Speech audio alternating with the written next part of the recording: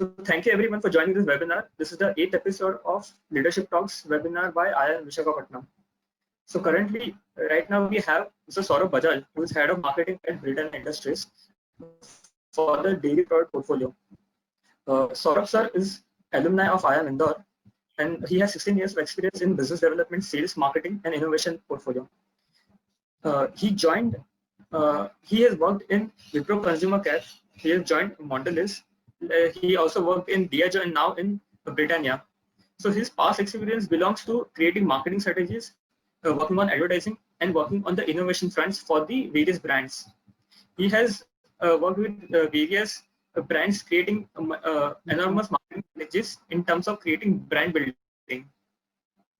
So right now he's associated with Britannia for dairy product, and he'll be talking about the topic of the practical marketer, where he'll be sharing about his practical experience dealing with the marketing concepts which you usually learn in MBA. So he'll be delivering an informative session for us. And Saurabh sir, thank you for joining this webinar. So over to you, sir. We can start. Great. So let's start. So as we all enter marketing, right, we all wonder what's it all about. Finance guy deals with numbers, an operations guy gets stock in the right place. But what's marketing all about? Is it just liquor and guessing? Yeah, I guess it is to some extent. We just call it intuition and socializing. But let's move over to the next slide now on a few frameworks. Sure.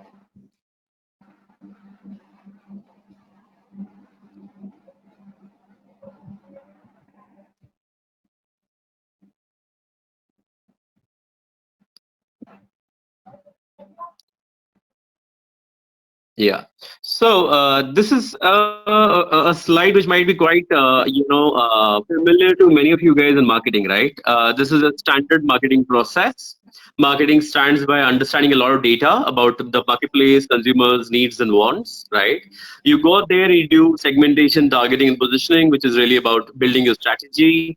Then you go into the 4 Ps of marketing, which are so famous that you could, probably have that on a car bumper sticker. Yeah. Finally, you build profitable relationships and generate value. Yeah. Now this all seems pretty dry and seems to be a lot of text, right? But how does it work in the corporate boardrooms? Yeah. So just click again. Right. So in the corporate boardrooms, really the 4 things that we do, right, is we sort of figure out what our brand task is, right? And this is a big question, right? Believe you me, guys, because this is sort of open strings. This is what convinces the business on why should they be spending the big bucks that they spend behind marketing. Yeah. After you have aligned your brand task, you go understand who you're, what are they saying, and you have an insight into what is it that you want to do, right? You really brainstorm and figure out what you want to say, and that leads you to your marketing plan. Yeah, we summarize this again in the next slide. Okay, we can move to the next slide.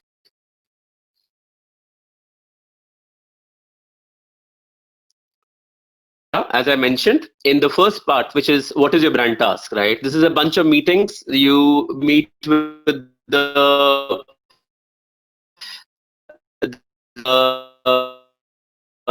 business stakeholders. You train everybody on what is it that we're going to go out there and do. Yeah. The next step again, as I mentioned, go to the next. Now, this is the most of the marketeers obviously enjoy the most, right? Is about getting to the consumers' houses. Yeah, going to the consumers' houses. Slicing and dicing, shopper, purchaser, consumer are the different, right? But it's really about getting under the skin of the third step about what you want to say. Yeah, click again. Right, and this is really a lot about brainstorming with your agency partners, right? Getting them on board, figuring it out that what's really going on, making all those fancy decks that you go back to top management with, right? The click again. Right, and you finally go out there and devise the marketing plan. So now let's get into these 4 steps in greater detail. Yeah, move to the next slide. Right. So what's a brand task, right? If I, ask a class full of students saying that what exactly is a brand task, right? The answers are several. So they could be, I want to retain existing consumers. I want to do customer relationship management. I want to make an ad. I want to grow market share, right? So there seem to be a whole flurry of things that we can do out there, right? But fundamentally, in my learning, the big questions are only two. And as we go to the next slide, we will decode them. Okay. So if I did a search on Google on key strategic choices, right, and if I picked out what Mr. Kotler had to say about it, right, and this complicated grid comes out, right? So there is a target competitor, challenger, frontal attack, flanking attack, and so on and so forth. Yeah. But like I said, it's not so complicated. Broadly, the questions are two. Yeah. Click again. The question is, do you want to grow the category?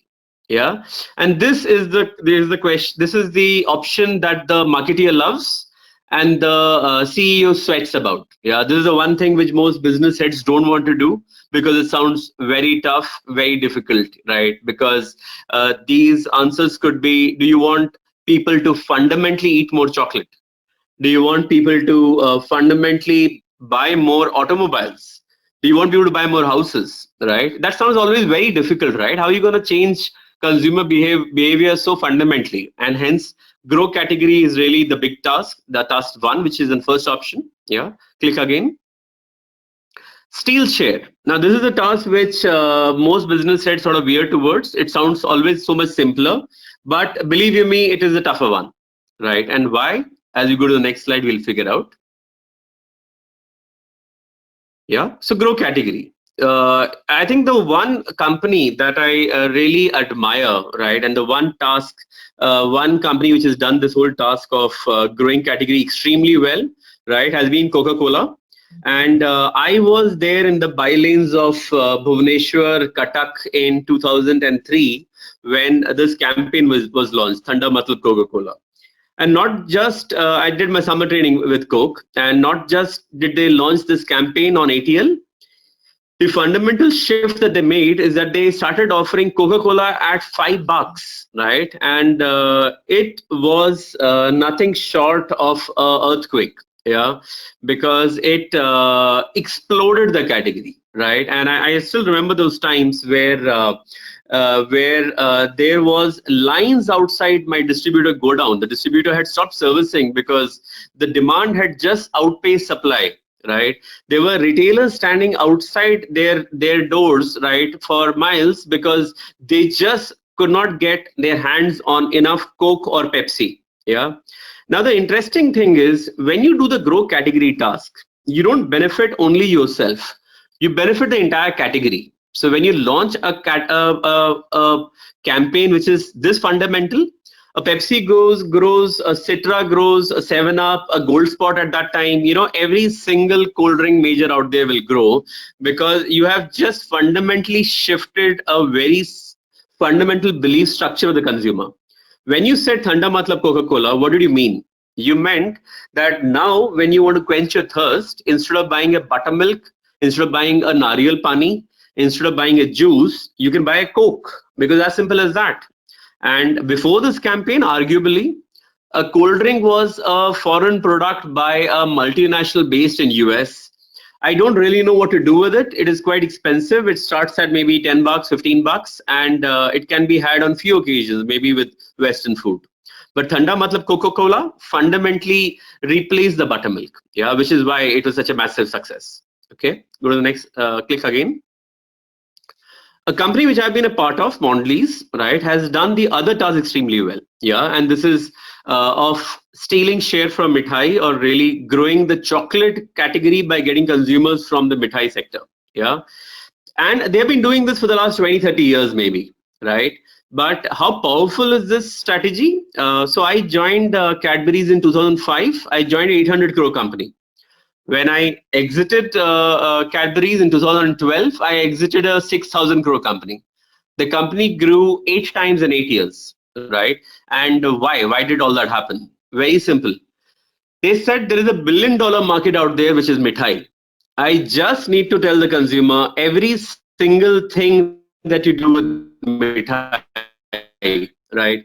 Whether it is that meetha which you have in the morning before you go to an exam, whether it is a mithai box that you use for celebrating a promotion, whether it is just being happy because you got your salary, every single thing that you can do with mithai, you can do with chocolates, right? Very massive, very fundamental, very simple, right? And that was the whole kuch meeta ho jaye, right? Let's go to just click again.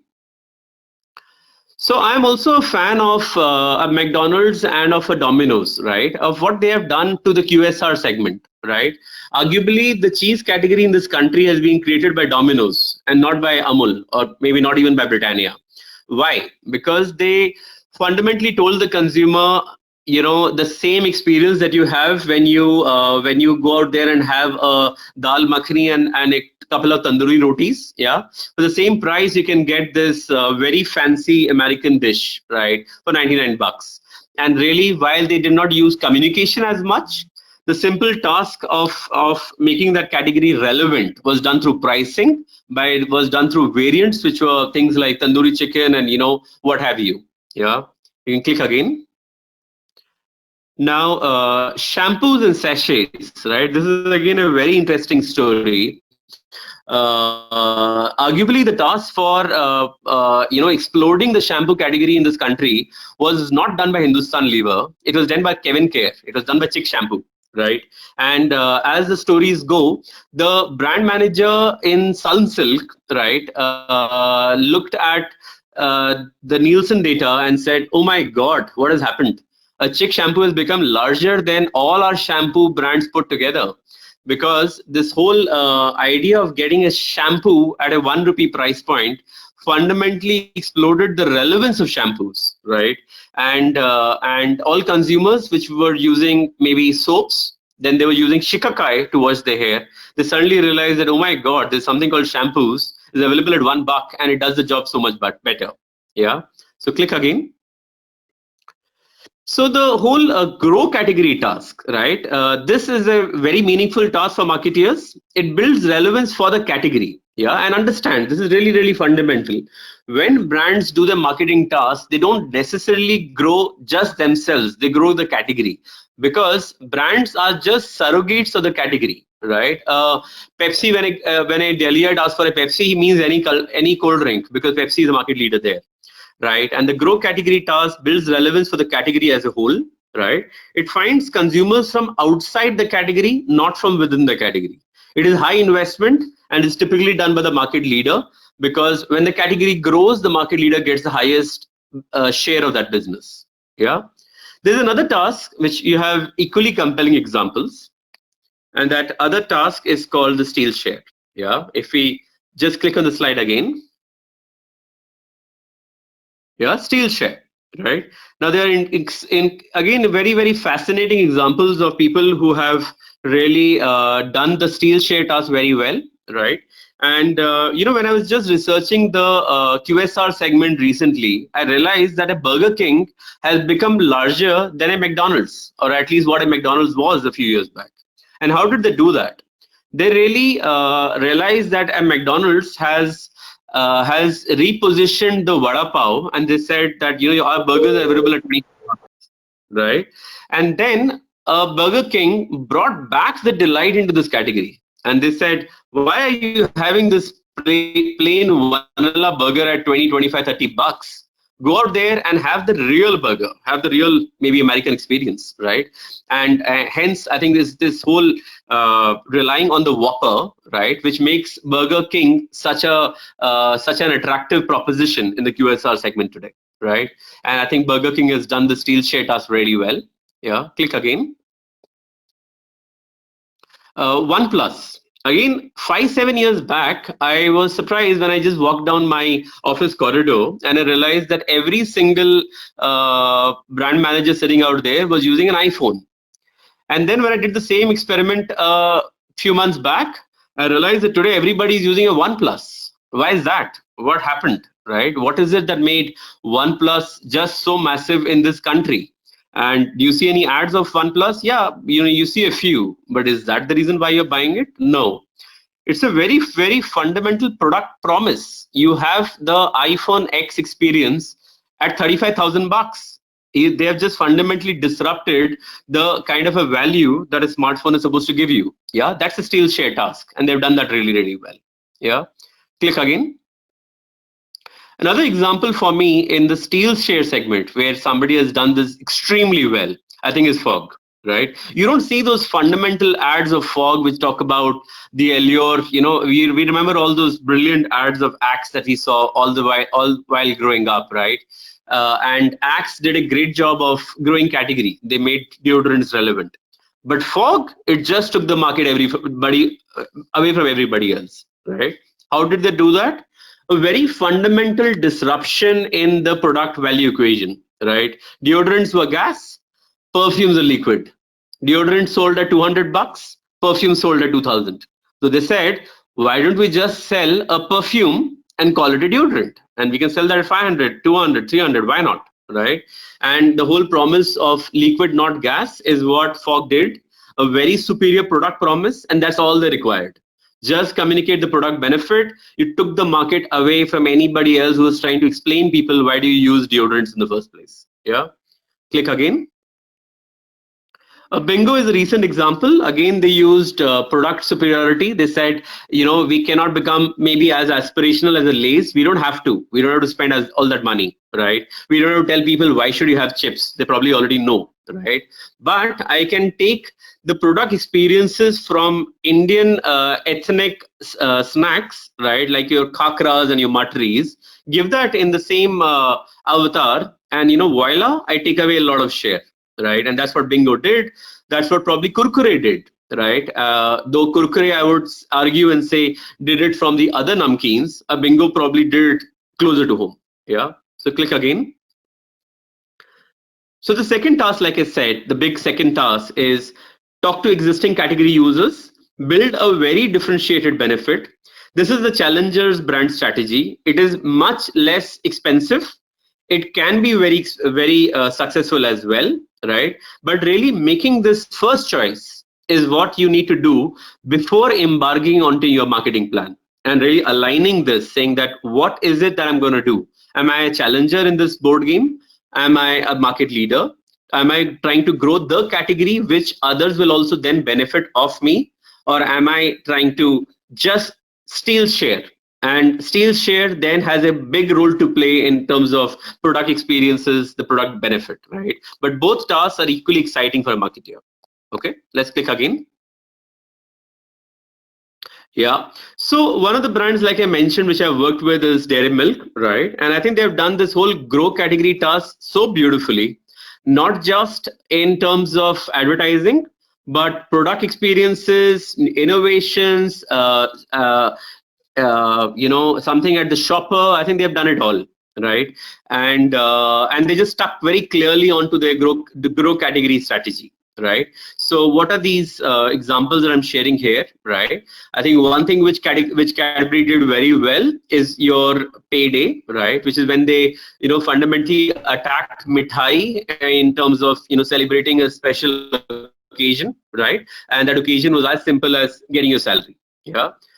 Cadbury celebrations, I see in many ways as an extension of Dairy Milk, right? And really, Diwali and Rakhi are two occasions that they have owned, right? And they have continued to replace the mithai in core festival occasions. Yeah. Shubharam, right, was their last campaign, right, where they celebrated a housewife wearing jeans for the first time, a start of a new friendship, and there are so many different cuts to it, right? But again, it is all about saying that when you start something new, you do it with a box of mithai. Let's do that with Dairy Milk. Yeah. And again, the recent job of trying to get Dairy Milk inside houses as a home treat, yeah, which is something which takes it away from an impulse into a grocery behavior, right? I think is what they're doing now. But fundamentally, the whole task remains grow the category, build in new behaviors that were not there in the past, build it through advertising, build it through activation, build it through innovations, but just sort of stick to it and make chocolates more relevant for you. Yeah, moving on. You can move to the next slide. Yeah. Now we go on to the whole point of understanding the consumer. Now, this question always seems like a red herring, right? Understand the consumer, but aren't we talking to anybody? Like, is there somebody that we are not talking to? Who doesn't buy chocolates? Who doesn't drink? Who doesn't drive cars, right? So the consumer can be anybody, right? But what do we mean by understand the consumer? So I think this whole section is really about finding the most valuable consumer, the one consumer that you will shift more than others, the bullseye consumer, that consumer or that need state, right, or that occasion in that in every consumer's life, which is where you want to pivot your brand, right? And in many companies, this whole finding a consumer is used by different words, right? Some companies call it target group, other call it the bullseye consumer. Some people call it the MVP, the most valuable purchaser. A few other companies like a Diageo calls it the occasion, right, rather than the consumer, right? But really, the segment now is on how do you decode the consumer. Yeah, next slide. Okay, now this is my most favorite part of marketing. I think if there is one thing which I've taken back from my campus days, it is STP, yeah, segmentation, targeting, positioning, and hence I've just left it as is, right? I think this is really simple. This is something which guides any marketing case study that you ever work on, right? So what are these three things? Next slide. Yeah, segmentation. Okay. Now, I still remember the lecture when I was sitting in the class in which segmentation was being discussed. And I was like, why doesn't the professor stop? Like he's droning on and on. I mean, I get it. There is geographical segmentation, there is demographic segmentation, there is graphic segmentation. And I was like, I don't even get half these words, for heaven's sake, right? But what segmentation basically means is that you can cut the consumer in various ways, right? You can cut it by region, right? For me, in my experience with milkshakes, I found it really interesting that Tamil Nadu behaves very differently from the rest of the country, because Tamil Nadu is one place which is milk deficient, and they use milkshakes almost as a milk substitute, and hence the geographical segmentation is often interesting. Yeah.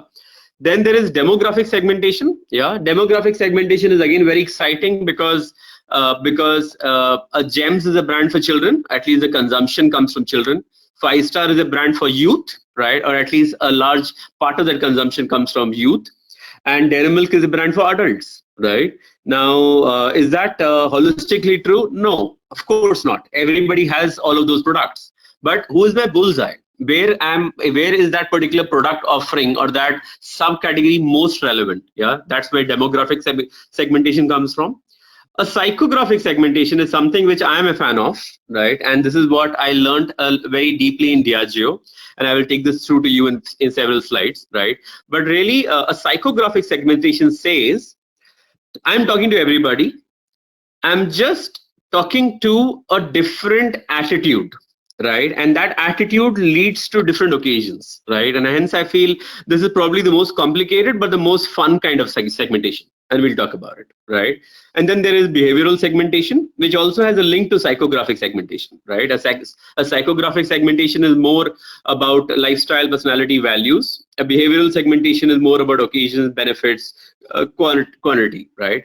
A behavioral segmentation or a benefits linked segmentation is something which is very valuable in automobiles, right? Where it is more about the price points, right? And about the benefits and the functions. Yeah. But click again. Yeah, need scope. Yeah, need scope is something which I want to talk about because I felt this is a very fascinating way of segmentation that we did in Diageo. Yeah, next slide. Yeah, so click again. Yeah, so like I said, a consumer portrait is what finally emerges where you make all the cuts of demographic, occasion, behavior. Yeah, click again. But need scope helps you understand attitude, right? And this is a tool which is sold by TNS Kantar, right? If you click again. Yeah. So a segmentation grid, which is psychographic, right, or occasion linked, right, typically uses these two axes, right? The first axis is the use is social versus personal. So are we getting into those need states where the occasions are more social in nature, or are they more personal in nature? Yeah. And then they again cut the consumer attitude into extrovert and introvert. Yeah. And click again. Yeah, this is what emerges, right? And this in some ways is something which I almost found magical, right? Because it explains so much. It's incredible, right? So what the need scope tool does, right? It cuts the consumer's mind state, right, into various attitudes, right? So if you start from the social side, right, it's about affiliative, approachable, friendly. Yeah. Then as you move to carefree, it is a little more spontaneous, fun loving, right? If you come downwards, it's about caring. Yeah. And now you see how these things map, right? If you are an extrovert in a social space, you're likely to be carefree.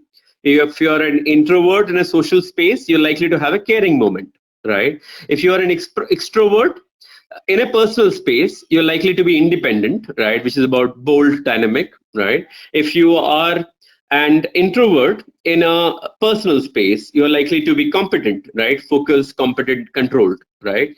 Now, again, this seems like a lot of words and jargon, but how do you exactly use this, right? And this is something which I personally found extremely fascinating. Yeah. Click again. Right. Now, figuring out what we want to say. So you got a consumer now, right? You found your consumer, you found your occasion, right? You figured out that I want to talk to maybe a 12 to 14-year-old in his playing occasion, right? So when that kid is playing, what exactly are we pitching to him? How do you really decode what is it that you want to say? Yeah. And that's what I'm going to now cover in the next part of the segment. Okay. Click again. Yeah, and that's where positioning comes in. Okay, click again. Right. Now again, positioning can be as dry as segmentation, right? Category based, consumer based, competitor based, price, attribute, prestige. लेकिन भाई करना क्या है? What do I do with this, right? How can I make positioning simple, right? And if you click again, yeah, just click. So what I do with my team, with my brand managers, I tell them, guys, just go out there and find me a 2x2 grid. Any 2x2 grid, you decide with what goes on those axes. Just lay the brands out and you will have a lot of clarity on how you are different from others, right? How does this 2x2 grid work, right? Looks very simple. You pick up any of the categories on the left. So you pick up your prestige category, consumer, competitor, whatever it might be, place it out there, right? Price, easiest, most expensive, less expensive, right? Less convenient, more convenient, right? Competitor, right? Prestige. So what I again find very interesting about prestige as a segmentation variable, right, is when I look at vodka, right? Now, vodka, guys, is a colorless, tasteless, odorless fluid, right? And when we used to sell Smirnoff, our demonstration in the market used to be just sprinkle some of it on your hand, rub it, and it's gone. Yeah. Frankly, there is precious little difference between an alcohol and a hand sanitizer. But I must warn you, you can use an alcohol for sanitizing your hands. Don't do the reverse. Yeah. But still, in something like a vodka, you can charge 1,200 bucks a bottle. You can charge 2,500. You can charge 4,000. You can charge 8,000. Right. And what is the difference? What is the difference between a Smirnoff versus an Absolute versus a Grey Goose? What's the real difference out there? The difference is only prestige associated with the brand. Nothing more, nothing less. Right? You can put every chemist out there, he will struggle to find out the difference in the recipe or in the formula. Right? And okay, let's move on. Let me demonstrate what this 2x2 grid does. Yeah. Click again. Yeah. So yeah, click again. So I love to make the statement that all of the world is a 2x2 grid. Any damn category, any damn segmentation task, right? You use a 2x2 grid, you will open up a world of opportunities, right? Now, why is this so powerful? Why is this 2x2 grid so powerful? Now, if I was doing a positioning work for Cadbury Dairy Milk, right, and I put on this 2x2 grid, right, very simply, low price, high quality, low quality. Now, I will not say an M&M's is low quality, but maybe it is then the composition of chocolate, right? A green blacks is highest cocoa content. A dairy milk has got slightly lesser. An M&Ms or a Kit Kat, not only do they have less cocoa, they also have wafer and sugar, right? And hence that's really the variable, right? Now, what does this do for Cadbury Dairy Milk? What does this open up? Yeah, click again.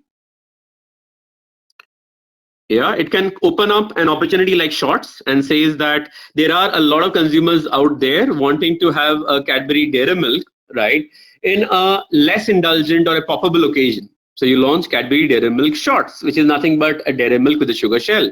Yeah, click again.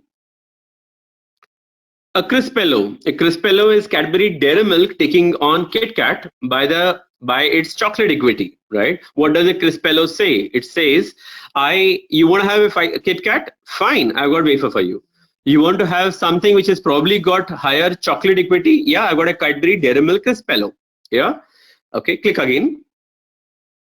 You want to take on a Ferrero Rocher, right? You can get into gifting. That's another extension of Cadbury Dairy Milk, simply opened up by the 2x2 grid. Yeah, click again. Go upwards to a silk and say that, you know what, you got a lint or a galaxy coming in. Yeah, make it higher quality, decrease the micron size, make the chocolate finer. Yeah, click again. And then you can have a Bonville. Now, a Bonville was priced very differently, right? And if you were to check some archives, you'll realize that Bonville almost 15 years back was a very similar product under the Dairy Milk fold. But when we launched Bonville, we realized that we need to let it go of the Dairy Milk equity, and hence it became just Cadbury Bonville, not Cadbury Dairy Milk, right? But the idea started from the fact that you have a green and blacks out there, you have this emerging market, and really where all does Cadbury extend to? Yeah, okay, click again. So a positioning, when you've got a broad point of view on how you stack up next to your competitors, right? Now it's the time to put your pen to paper. You start making your brand ladder. Okay, click again. Yeah, so this is the brand ladder for a Coca-Cola, right? Now, somebody once jokingly said that, you know, if we logically kept extending every brand, every single brand will want to go out there and deliver world peace, right? But is that what we marketeers do? Yeah, we should definitely avoid that, right? But very simply, what does a brand ladder do? Yeah, click again. So what a brand ladder does, very simply, it helps you ask yourself, what am I and why should the consumer buy me? This journey from the functional to the emotional is what a brand ladder helps you uncover, right? So very meticulously it asks you, what are your attributes, right? So Coca-Cola is sugar, water, yeah, some caffeine maybe, right? So functional benefit. Okay, the sugar goes in, gives me an high, it's cold, it makes me feel refreshed. Okay, emotional benefit. What goes up further? It makes me feel happy. Yeah, it makes me feel more sociable, right? So what am I? I'm sugar water with some aeration. Why should you buy me? Because it gives you that happy moment, right? America's favorite moment, the pause. Yeah, and that's really what a brand ladder does. As marketeers, then we bring alive the brand ladder in the form of concept cards. Yeah, go to the next slide. So in a concept card, again, the two things that you need to debate endlessly about is your functional benefit and your emotional benefits. Yeah, click again. Okay, so a brand ladder eventually then translates into your concept card, right, which is a very tight articulation of what you are really giving to the consumer. And believe you me, if you were to take an idea of how many hours marketeers spent on making concept cards versus anything else, I think the concept cards will win, you know, any day, because 60-70% of our life probably goes in making these sharp concept cards, right? And concept cards are really, really important because they really help thread this entire journey of what am I and why should you buy me? Yeah. Concept cards start in reverse. They start with why should you buy me? It starts with the insight. It starts with what's really important for the consumer, right? So for the consumer, is it important that I feel guilty whenever I have a cookie, right? So you can consider craze cookies because they're great tasting, yet they're guilt free, right? Led down to what am I? it's got XYZ amount of fat, sugar, and so on and so forth, which is called the reason to believe, right? And really polishing your hand and making concept cards is the biggest service that any marketer will do himself. Yeah. Okay. Moving on. Yeah. Now, while there are a lot of positionings out there, one of the things which I wanted to share, and I realize we're running out of time, right, is that typically the only positions work are the only ones that your competition can't own. Yeah. And this one line summary is a summary of all the readings of Al Rice and I've done. Yeah. Which is really fascinating. That's really guides my work when I work in my offices. Yeah. Click again. So we have Coca-Cola, which says, yeah, click again. So if I have a Coca-Cola, right, which talks about it's the real thing, right? And how do you beat that, right? How do you beat the real thing, right? A Pepsi then takes on the only positioning that Coke can't own, right? That I'm the choice of the new generation. Haha, I pulled one fast one over you, didn't I? Right? And when these positionings are sharp and they are rooted in the one thing that your competition can't own, right? You have the right to be the number two, right? And as the consumers shift and how as attitudes shift, right, you can eventually even deposition your competition, right? But really this whole thing, and if you study any market, any category out there, you will typically find the market leader has 60% share, right? So Cadbury has a 65% share, Amul cheese has 65% share, right?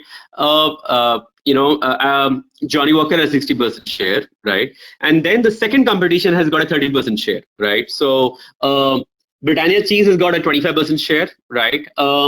Nestle has got 25% share, right? Because as long as the positionings are rooted in polar opposites, you have the right to take at least the number two position, if not the number one. Yeah. Click again. So if Domino's talks about delivery, right? And we all have finite money out there. A Pizza Hut does the only thing it can. It does not talk about delivery. It talks about the opposite of delivery. It talks about the opposite of convenience. Yeah, click again. So what Pizza Hut talks about, it talks about king size meals. It talks about the fact that, if you want to really have the pizza experience, king, and talk about. And what is really exciting, Domino's gets bulk of its business on the thin crust pizza, and Pizza Hut does not have thin crust pizza on their menu because they do not want you to feel that you are replacing Domino's, right? It's the polar opposite. Yeah. Yeah, click again. So another example of brands, right, where you pick up a positioning which is the antithesis of the owner, right? Lux is perhaps the brand that we most know in soap, right? In my time at Wipro Consumer, what I realized, and I found this fascinating, is that all soaps are 99% exactly the same product. There is very, very little difference. And the difference can often be trace amount. It's difference only from a regulatory reason. Like it's about 0.2% of some little bit of an ingredient, right? So if Lux is the market leader, what is the positioning you take, right? What is the second most selling brand? Yeah, click again. It will either be a Lifebuoy or it will be a Dettol. And why is that? Because the only thing that you can say if Lux is saying Filmi Sitaron ka sabun, right, is that I clean better, right? And why can Dettol say that, right? What gives it the right? The fact that they have an antiseptic in their fold, right? And this is the correlation with the antiseptic rather than any further advertising that Dettol soap would be doing, right? Which makes them so powerful, right? Okay, moving on. Yeah, as we move to the next slide, right? Now we come up across to the marketing plan, right? So we have not talked about who is the consumer. We talked about positionings that work. Now let's get down to the fun stuff, right? The execution. Okay, let's click again, right? Now, as we see in a Kotler, after you got your positioning, you essentially come down to the 4 P's of marketing: the product, price, place, promotion. Yeah, guys, you have clicked, right? Because I think there's a lag at my end. And these 4 P's of marketing really lead to the 4 pieces of marketing that we do. Yeah, click again. So it leads to advertising, it leads to consumer engagement, right? It leads to shopper marketing. Yeah, and click again. Of course, it leads to innovation. Yeah, no, innovation obviously is linked to product. Shopper marketing is linked to place, right? Your advertising and engagement is both linked to promotion, really. But the 4 P's of marketing really convert into these 4 tasks, right? And what do we do with them? Click again. So in advertising, right? And advertising is, of course, the most glamorous part of marketing, right? Yeah.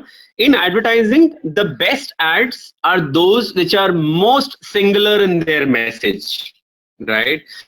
Which simply shift the consumer from what does she currently think about your product to what do you want her to believe about that brand, right? And trust me, advertising is not for showing that, by the way, I also have a 5 rupees chocolate and a 10 rupees and a 20 rupees. It's not about placing 3 more brands inside. It's not about making a larger logo. It is not about saying that, it is available in pawn shops and kiranas, which are all the pressures that a marketer faces from the rest of the guys in his function, right? But really, advertising that works is very, very single-minded. Yeah, click again. Advertising and winning themes and campaigns really say only one thing, very simply. The one thing which they say is, what is the one thing you want them to say that they believe you?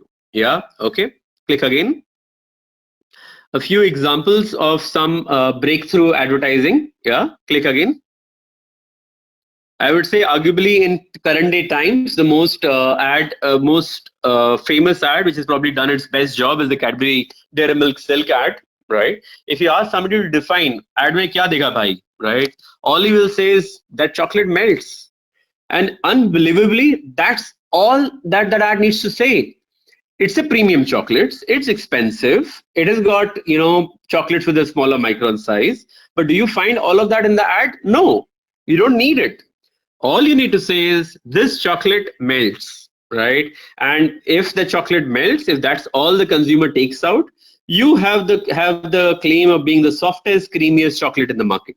Yeah, okay, click again.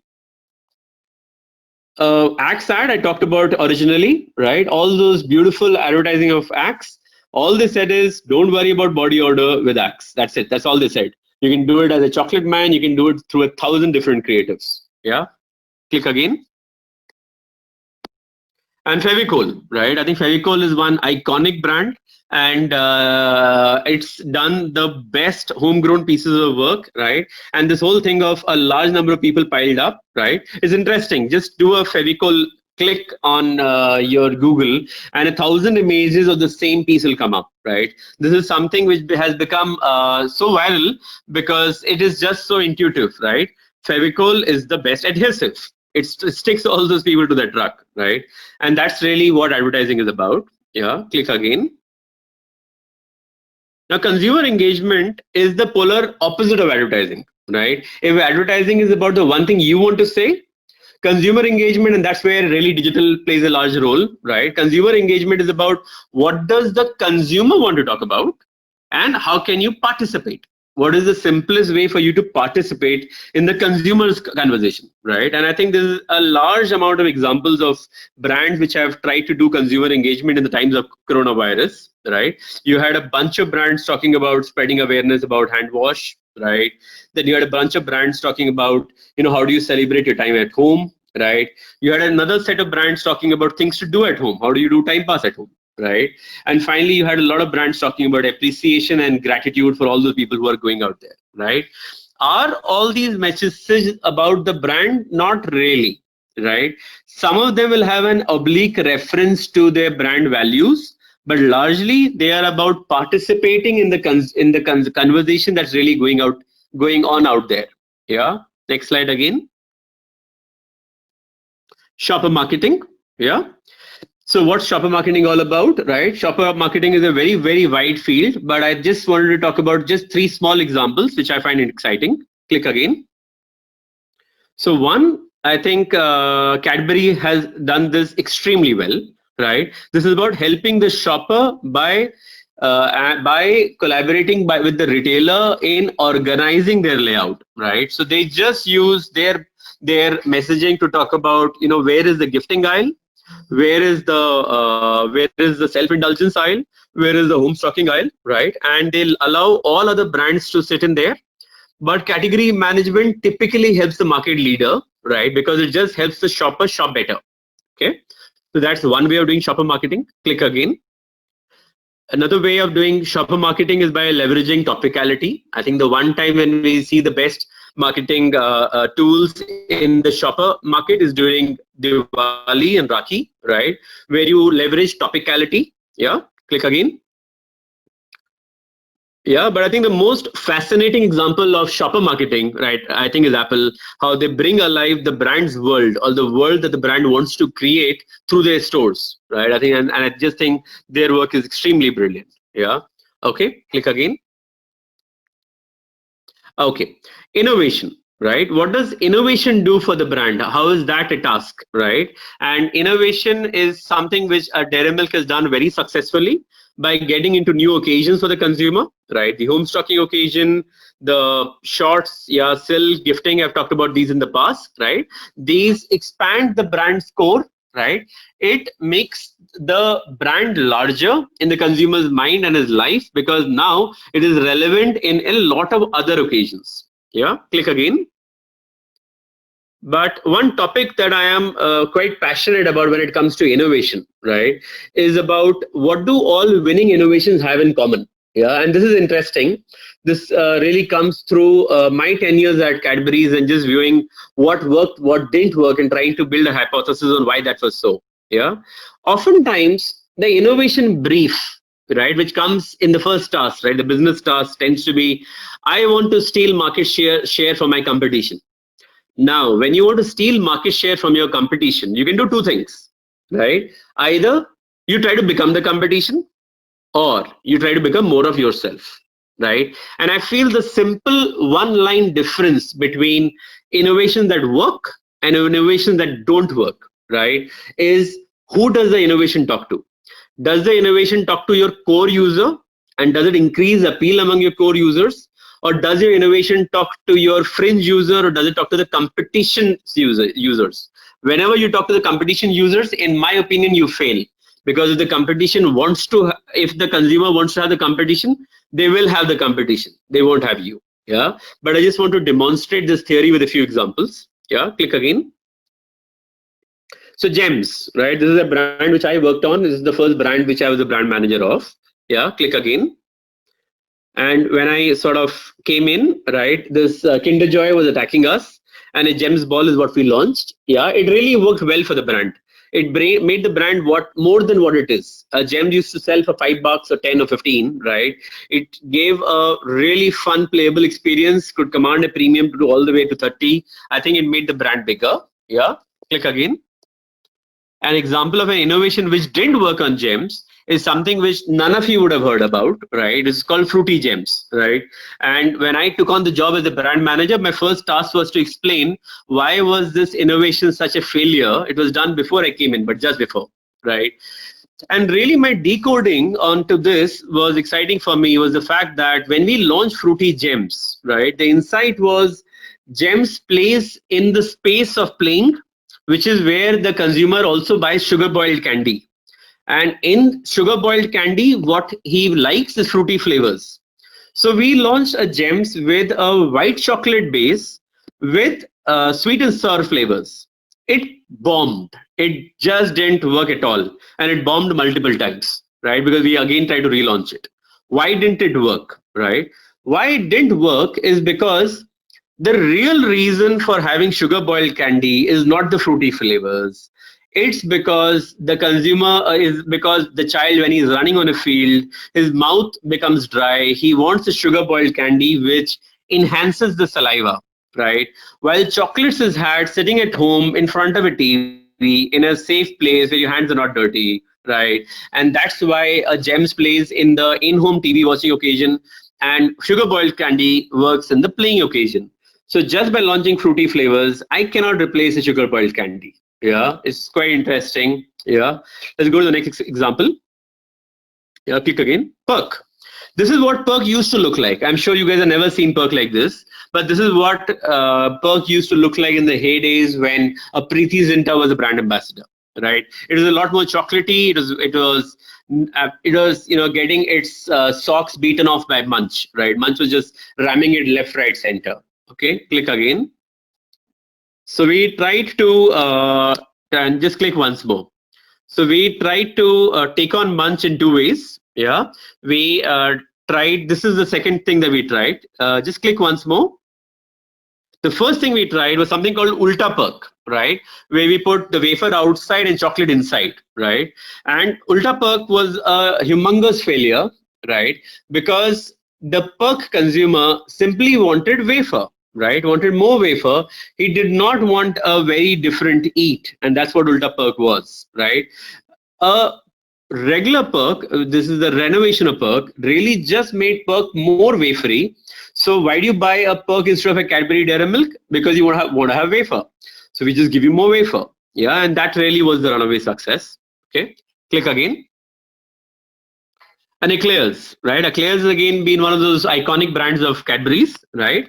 The proposition of Eclairs has always been Meetha Bomb, and you must go online and check the Meetha Bomb advertising. It's really beautiful, right? What is at the core of the brand of Eclairs? It's the gush of chocolate when you bite into it, right? Now there are again two innovations which is done on Eclairs. Click again. Yeah, the first innovation which was done more recently is when you had a 2 rupees eclairs, which was even more luxurious, even more of a chocolate burst. It did really well for us. Yeah, click again. This is a colossal failure. Why? Again, we wanted to become the competition. We said that our competition of eclairs is Alpenliebe. Why can't we launch an eclairs crunch, which is an Alpenliebe? Yeah, it just has some more chocolate inside. But remember, when you innovate, the first guys who consume you are your core users. Your competition users are the last guy to consume you. You don't get trial, right? And it alienates your own core users, right? And hence, the simple wisdom of innovation which I have is when you innovate, be more of what you are. Don't try to become the competition. Yeah, click again. So this brings me to the end of the session. Yeah, and we will open up for questions in a couple of minutes. Yeah, but just to summarize all that I've told you so far. Yeah, so the two key tasks which marketeers must choose for the brands is, do they want to grow the category or are they focusing on stealing market share? Second, there are several types of segmentation. The most simplest is by making age cuts. Another one which is really interesting is attitudinal, which is need scope. Yeah. A simple 2x2 grid is a powerful way of mapping out the market and evaluating opportunities for your brand. A brand ladder helps you uncover how to take the consumer from what the brand is to what it can do for you. The most powerful positionings is those which emerge from the only thing that your competition cannot own. Yeah. In making advertising, it's important to break down your communication to one simple message and stick to it. Just make that one message large, right? Finally, innovation often works when you extend the brand core rather than trying to become the competition. Yeah. So this is like a long summary of all the broad learnings that I've had, right, in what FMCG marketing is really all about. Yeah. So that's about it from my end from this session. Yeah, and we can now open it up to questions.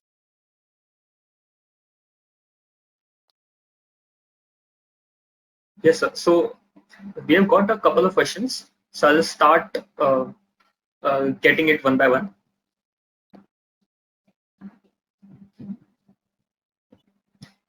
So we have one question. Sure. So Munir has asked, Coke, Dairy Milk, and Domino's, they are the brands which have started in grow category. So here they have grown the category. Yeah. Right. But there might be some other brands who have tried getting into the grow brand, but has there been a failure seen in this kind of brands? If you can recollect any brand who have entered in the grow category but might have failed to capture making the brand. Sure. So I'll tell you the challenge with the whole grow category task and grow brand, right? Most business people believe that marketeers are out there to grow their brands, right? And hence the often the question asked is, when you're playing this ad, is your competition growing or are you growing, right?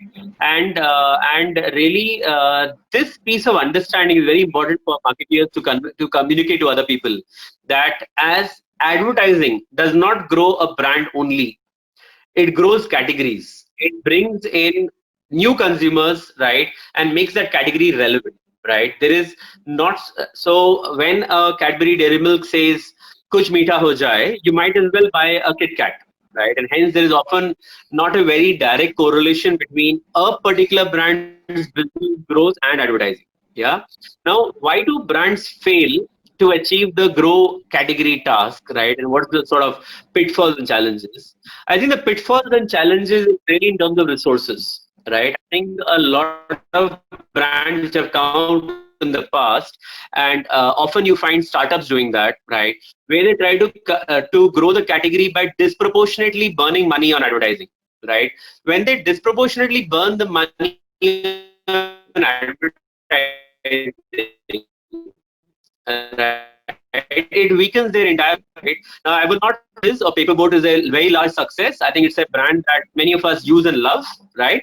But they try to grow themselves and the category through this whole promise of a really natural drink, right? But after spending in a lot of resources, not just in terms of advertising but also in terms of sales force, they realized that they were not able to grow beyond a certain level or match their ambitions, right?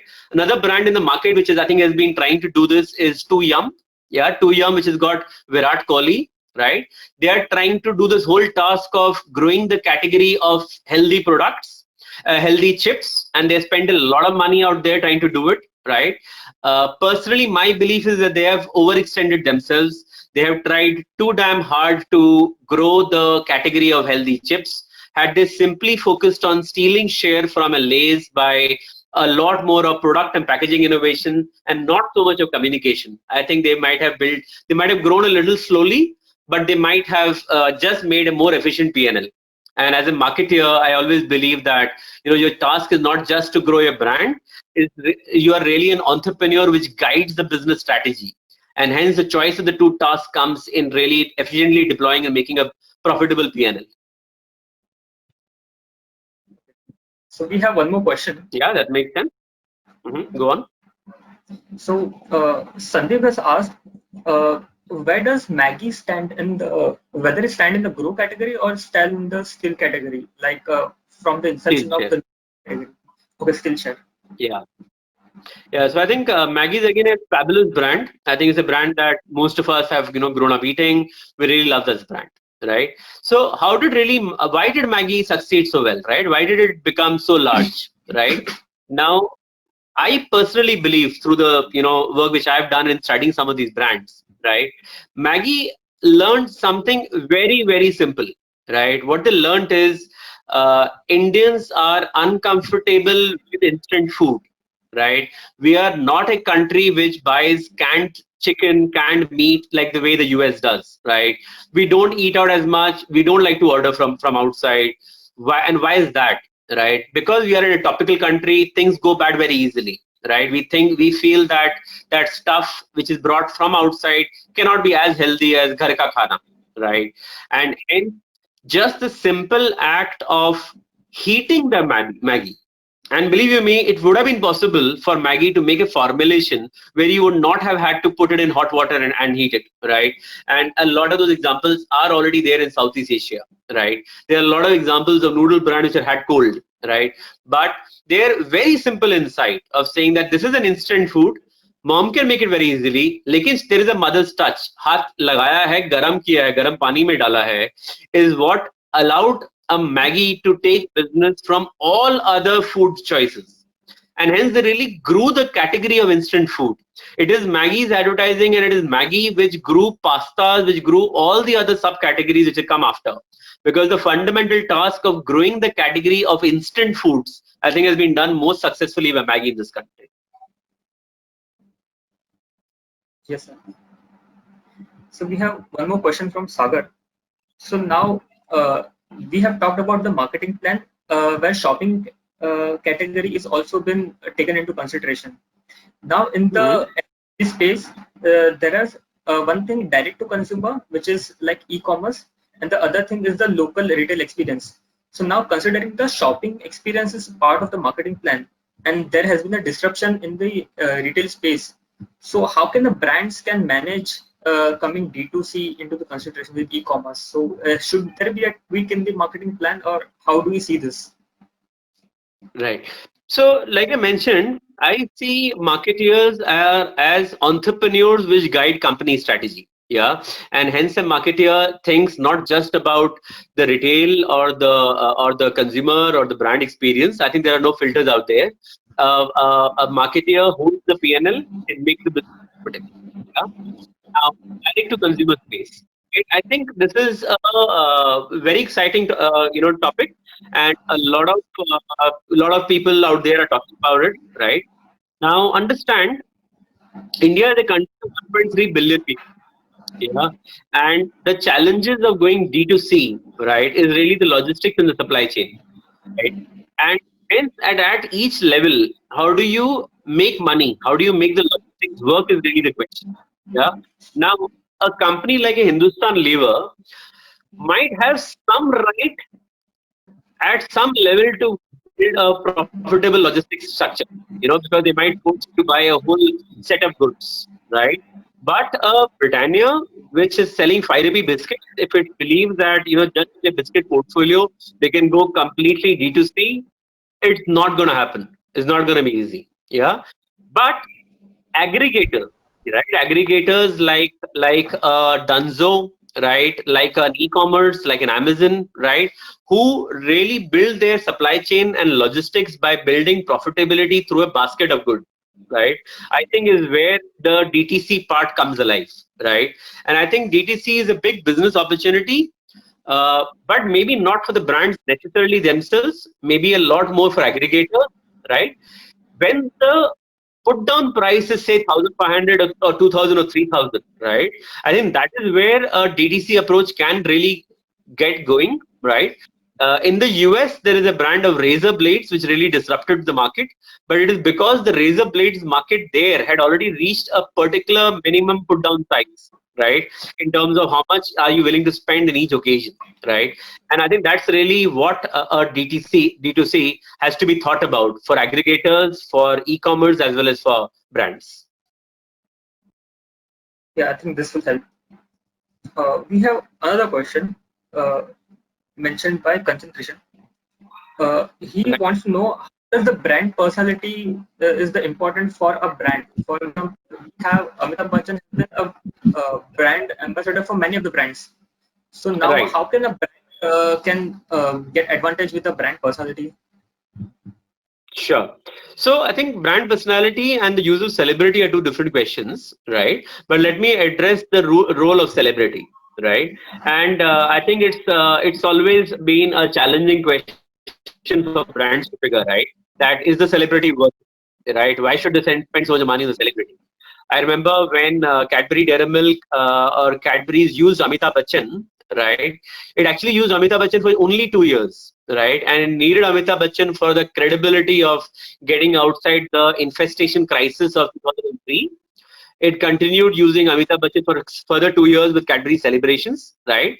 But after 2 years, we were like, and this is way back in 2002, 2003, that as much of money as we are giving to Mr. Bachchan, and he has really come in for us in a big way, right, is as much of the money required to do two of our campaigns, right? And hence, we felt that and Amitabh Bachchan is not relevant for the brand any further, and hence you stopped using the celebrity, right? Now, a celebrity has to be used very carefully, right? A celebrity should not overwhelm the brand. I think the examples of using a celebrity poorly is when you only remember the celebrity and don't remember which brand it was. Yeah, because a celebrity can become very, very large. But a celebrity is useful when you are in a crisis and you need credibility, which is what Dairy Milk required. A celebrity is often required when it is a small brand which wants to speak of stature, right? If you have an epigamia coming into the market today and nobody knows what Greek yogurt is, and it's going to be a tough job of convincing people, right? You bring in a Deepika Padukone and people at least sit up and notice. And if a Deepika says, you know what, you want to live a lifestyle like mine, you want to make the choices I make, maybe consider epigamia, right? And that's where a celebrity comes in and plays a role. So I think we need to be very careful of how and why we use a celebrity. A celebrity should come from strategy and it should come from what the brand requires, right? Rather than just using them as an actor. And the watch outs of using a celebrity is a celebrity could overwhelm your brand and you might just remember the celebrity and not the brand. And that's what one should be careful about. Sure, sir. Now, the other question is asked by Pankudi Agarwal. So she asks if Mhm. a brand is going into a growth strategy. So now, since it is a new brand relevance into the brand itself, in the category itself, how can they manage to cater to the demand for that product? Because there might be a sudden spike or there might be sudden help for the brand. So how can they manage the demand? Right. So I think in the whole grow category piece, right? See, what are brands? Brands are fundamentally surrogates of a category, right? So when you have a new brand, it has got a chance to redefine itself as a new category, right? So like I said, a paperboard redefined the juice experience. It had just had lots more juice. And paperboard, if that category were to grow, could have been the starting point of a new category, right? Similarly, 2 Yum could do that. A Cash 22 can do that, right? Now, on the sudden spurt, right? How do you manage that, right? See, the whole task of growth category is done from each of the four P's. Yeah, the first P is product itself. So oftentimes, a lot of brands do the whole grow category task just by making a fantastic product, placing it on the shelf with limited distribution, and just deploying promoters to talk about it. Right? I think an epigamia has done that really well. I think the initial experiences of Greek yogurt or epigamia for many of us would have just seeing it on the shelf and wondering, yeah, what in heaven's name is it? It just looks something very different. And then there was a promoter standing out there who got you to sample it. And an epigamia moved one market at a time. So they just moved to the first few metros, then a few more metros. Then they used digital. They used digital targeting. They focused again on really increasing the geographical standpoint. Yeah. Another company which I think does this extremely well is Ferrero, right? Ferrero really believes in the opposite of what Cadbury does. Cadbury goes in with a nuclear bomb, which is an ad. Everybody knows it, puts it out there, and gets the spike, right? A Ferrero does the opposite. A Ferrero goes one outlet at a time, one street at a time, gets a minimum offtake in that outlet by just doing great point of buying advertising, right? Just by right merchandising, by just placing it in front. And hence it expands outlet by outlet, street by street, city by city, because they're going for very differentiated products, something which the consumer not experienced before. So I would say focusing on the product, focusing on distribution place, and then focusing on promotion is the way brands take on the grow category task, but then they do it in a phase-wise manner. So I think the takeaway is I think we start with a pilot kind of thing. Basically, start from a Yeah, small base, growing that way. So that's we right. have, yeah. So you have other question. We were discussing about the positioning where we were attaching a new innovation product to a existing category. Yeah. So now, do we have to worry about cannibalizing our own brand? If, for example, we venture into, we already have Pub and we are venturing along with a Crispello, or we already have Gems and we are venturing along with the Pops. So, do we actually have to be concerned about the cannibalizing our own brand, or there is a different point of view of looking at this? I think it's a very good question. Yeah, and this is where portfolio management comes in, right? And while these are often lines in the sand, but I think great leaders do the job very well of trying to be very clear as to what are the various need states out there. Are they having specific brands with specific need states? and ensuring that those brands are not sitting on each are not sort of stepping on each other's toes. So whenever you have a Cadbury Dairy Milk shorts, you have a Gems brand manager which is worried, saying that what is my business going to get substituted, right? And whenever you have a Crispello, you have a Perk brand manager worrying that what, oh God, I don't have the Dairy Milk equity, and will a Crispello cannibalize my sale? Yeah, and I think it is a very important question, and it is really critical from a marketeer standpoint, or at least from a marketing head standpoint, to be able to cut and slice and figuring it out. How are these brands really different? Is it the fact that a perk sells a lot more in smaller towns with smaller SECs, and hence am I sufficiently confident that I will get a lot more of the SEC A audience, and hence will Crispello fight a lot more with a Kit Kat versus my regular perk consumer? I think that's something which a marketeer has to be very careful of, confident of, should have done the number work before they put it in, right? And hence this task, this question has to be can only be done by putting pen to paper and figuring it out what's really the impact on the overall mix. Sure, sir. So now Avinash Ghosh has asked a question: if in the grow category, if the Coke has launched a $5 product, so a brand can think of the returns in the category. So is it how we should see it as a return on investment? Yeah, so it's a very good question. Yeah, and this is something which I often talk to me with my boss, of saying that I don't think that we should look at NSV. I don't think we should look at the total top line. I think we should look at profit pools. And for example, in the business that I currently work on, which is the dairy category, right?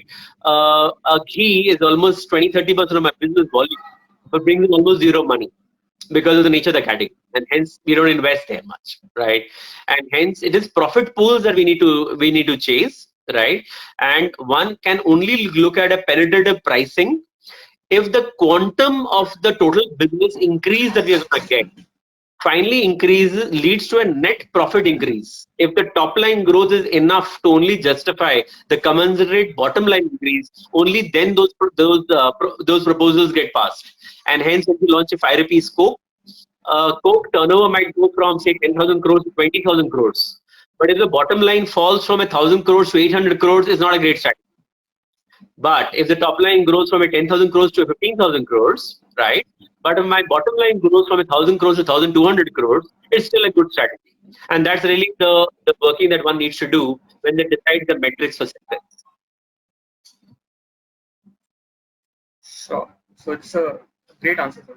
So one of the questions is, if there is an ideation for a new product into the market, so how does this ideation takes to build into the market, since it is a new product? So how much time does it a brand can expect to get flourished into the market? So again, good question, and frankly, there is no clear answer. I mean, there are companies who have done innovations in 2 to 3 weeks. There are companies who take 8 months. There are companies who take 18 months, right? So I think there are fit for purpose, right? In my head, if you follow all the protocols of research, typically 8 months is a good time, right? That's about the time that I took when I launched Captain Morgan Dark Rum, or relaunched it rather.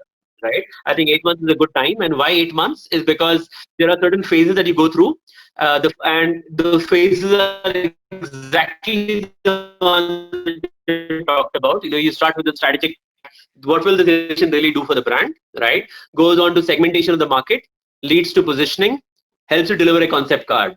Once you have the concept card, you go out there and do a concept product, whether the product that you set, you norms, ask the norms to be able to give you the business value, and you finally go out there and you do a go-to-market, right? Now, these are the broad steps. It can again depend on industry. Industries like chocolate, the capex backend is very expensive. It can take a longer time. Things like biscuit, the capex is much easier. It's far cheaper and easier to make biscuits. The timelines can be much shorter. Sure. Now, I think this is a very good question asked by Aryan Agarwal. And now we have seen Amul into the dairy segment. We have realized Amul is attached to a dairy perception. Now, the news is that Amul is trying to introduce Atta category. So, how can they view this as a project, and how can consumers be able to adapt to Amul in the Atta form, the Atta product? Can you just quickly repeat the question? You said Amul is a dairy product is launching. Yeah, I'll repeat the question. Sorry, it's breaking. There is a small technical glitch.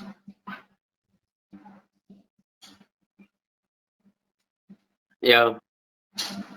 Yeah, so the question is, we have seen Amul into the dairy category, dairy portfolio. But now Amul is trying to launch its Atta.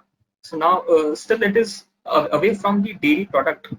So how can the consumer be able to adapt to Amul in this case? How can you see this as a market for Amul or for consumers? Okay. So, like I said, see, I don't know about the offer which Amul is coming with, right? Obviously, and Amul should not find it very easy because they don't have Atta equity. They obviously have dairy equity, right? And hence, I don't know how Amul will take it forward, right? Now, like I said, the task is very simple. You always have either a grow category task or a share task, right? And if an ITC decided to go the steel share way, right, they will look at the Atta product which Amul is launching, match the same product, similar value, similar proposition, and you try to block them, outshout them, and say that whatever new things that Amul is launching with, let me sort of talk about it, right? Or they can say that what Amul is going to remain a fringe player. Let me ensure that I focus on growing my category faster. If I can continue to get the category at least to grow at the rate at which I want to, I will get my incremental business. Sure, Amul might always remain a small fringe player, right? And believe you me, the way the P&L stack out in something like Atta, there is precious little money to be made.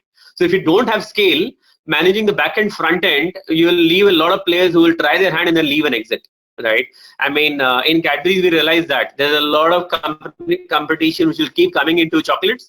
After a while, go out. The same thing with dairy. I mean, only an Amul Britannia have sort of stuck around. A Fonterra has come 10 times, come gone out. Danone has come multiple times, come gone out. Because if you are not already with scale, you often have to burn too much of cash to make any kind of a dent in the market. And hence, if I was ITC, I wouldn't really be too worried about Amul in the first place. Yeah. So Harshit has asked a question: how can we differentiate the marketing strategy when there are same kind of products made by the different companies, like nice biscuits which are made by Britannia or any other brand as well? So how can we differentiate the marketing strategies in the same kind of product with different Yeah. companies? So like I said, for me the most exciting example of same products, completely different strategies, right, was in alcohol. And believe you me, almost all of alcohol is just ethanol, C2H5OH. That's all it is, right? And if you used a psychographic segmentation or you focused on emotional benefits, right, you can really differentiate the most commoditized of categories, right? Soaps are example of that, right? All soaps are the same, 99% same recipe, same everything, right? A little bit of color, slight different fragrance, you have a completely different positioning, a completely different benefit, and a completely different strategy. Yes, sir. So I think we have many more questions. So I think the students can take up individually with you while connecting. Sure. That's all right. I mean, anyway, I'm there on LinkedIn. You guys can post me, you can mail me as well. And I'm happy to share my email address is bajajsaurabh1@gmail.com. I'm also happy to take on some questions individually as well. I may not be able to reply to all of them immediately, but yeah, over time, I surely can. Sure, sir. Sure. So I think we can take an end to this session, and I would like to briefly summarize the key highlights for this session, which will be helpful for the students. So the first thing Sure. which we talked about is what is the brand task, whether a brand has to grow a category, or whether the brand has to steal a category. So now if a brand goes into a grow category, he can build a relevance, and if it goes to the steal category, he can do a differentiated benefit to the consumers. And the second thing is understanding the consumers. So we can use STP analysis to do this, and we can make a consumer portrait to get a help of getting the consumer insights. Following that, we have understood about positioning. We can make a 2x2 grid, and we can use many variables for like a category-based variable, a consumer-based variable. Also, you have also talked about the prestige variable, which have already worked on in BIGO. And the last is creating a brand ladder. So we want to ask to ourselves, why should the consumer should buy our product? If we can answer this question, I think we'll be able to jump into the brand ladder and create a brand for the consumers for a sustainable business. And the last point which I've talked about is the components of the marketing plan. So you have talked about the 4 components. The first is the advertising. The second is the consumer engagement. Third is shopping, and the fourth is innovations. So this is the bits. These are 4 bits. I think the marketer, and if we go into the industry, we should take into consideration while creating the marketing plan. And Absolutely correct. Yeah. And there were many more points you have shared while answering the questions. So these were points which were very helpful to us. And as we are young and will be jumping into the industry, so this was a very informative session which you have shared with us. And thank you so much for creating this wonderful deck and giving this a very insightful session. Yes, thank you so much for giving your time. Sure, guys. All the best for all your careers. I also enjoyed the session quite a bit. Yeah, and there are a lot of other areas that we can, also talk about in the future. So happy to stay connected with all of you guys. All the best. Yes, thank you so much, sir. Thank you for joining. All right. Bye-bye. Bye.